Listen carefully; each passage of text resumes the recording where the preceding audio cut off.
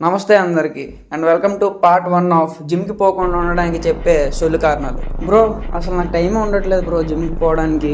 కాలేజీలో ఇచ్చే వర్క్స్ చేసుకోవడానికి టైం సరిపోతుంది బ్రో, అసలు టైం ఉండట్లేదు నాకు. ఈ కారణం చెప్పి ప్రతిరోజుకి ఫోన్ చూడడానికి టైం ఉంటుంది, బయట తిరగడానికి టైం ఉంటుంది, గుండెతో చాటింగ్ చేయడానికి టైం ఉంటుంది, కానీ జిమ్కి పోవడానికి మాత్రం టైం ఉండదు, అస్సలు టైం ఉండదు. పాపం కాలేజ్ నుంచి రాగానే అసలు ఫుల్ బుక్సే పట్టుకుంటాడు, రీల్స్ చూడ్డు, పడుకోడు, ఏటి చేయడు. నాన్న చిట్టి నువ్వు ఇలాంటి రీజన్స్ చెప్పక నాన్న, నాకు బుద్ధ బద్ధకం అని చెప్పి సింపుల్గా అరే ముందు చెప్పే పనులేవి నేను తప్పని చెప్పట్లేదురా, అవన్నీ కూడా చెయ్యాలి. నేను కూడా రీల్స్ చూస్తాను, నేను గుండెతో చాటింగ్ చేస్తాను, నేను బయట తిరుగుతాను, కానీ జిమ్కి వెళ్తాను. నేను 4:30కి పోతాను రా జిమ్కి, తెల్లారులేసి. ఇప్పుడు చెప్పేదో పనులు అందరూ చేస్తారు, కానీ జిమ్కి పోయి బాడీ ఫిట్గా ఉంచుకొని హెల్తీగా ఉండడానికి మాత్రం సొల్లు కారణాలు చెప్తారు. ఎందుకు రోగాలు ఇలాంటి వాళ్ళకి వస్తాయి, రోగాలు వస్తాయి. ఇంకెలాంటి సొల్లు రీజన్ చెప్పడం బంద్ చేసి జిమ్కి వెళ్ళడం స్టార్ట్ చేయండి. ఈ కంఫర్ట్ జోన్ నుంచి బయటికి రండి.